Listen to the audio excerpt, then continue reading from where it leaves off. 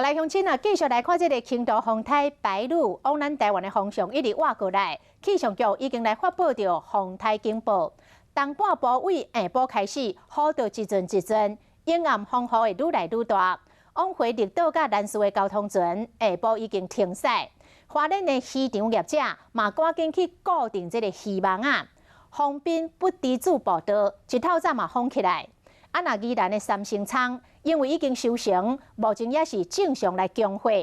风台就要来了，大家做好准备，希望会当甲伤害降到上低。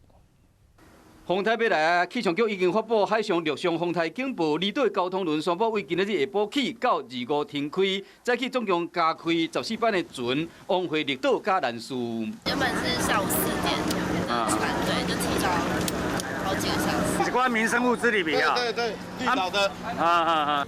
就叫风台来，适客农友透早就开始抢收。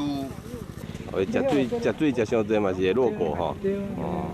就经过风台带来灾情，国军嘛出动216个人入去到大武乡顶15个灾害尖社区台面。伫花莲，这个贸易业者赶紧将这个渔网固定好，渔友嘛赶去顺渔船啊，原硬去到丰滨乡的海边啊看旅游去。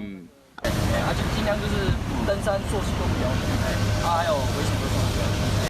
丰滨乡亲不敌主步道透早就封起来，工作人员伫这个步道顶面做塑胶柱啊，防止讲落石头搁卡歹去。啊，若是宜兰的三星仓啊，因为已经收成啊，农友相对来讲比较无遐烦恼。目前宜兰三星仓啊是正常出货，平均拍卖价小是每公斤175块。风台要来啊，大家做好准备，就是希望讲会使将这个伤害降到最低。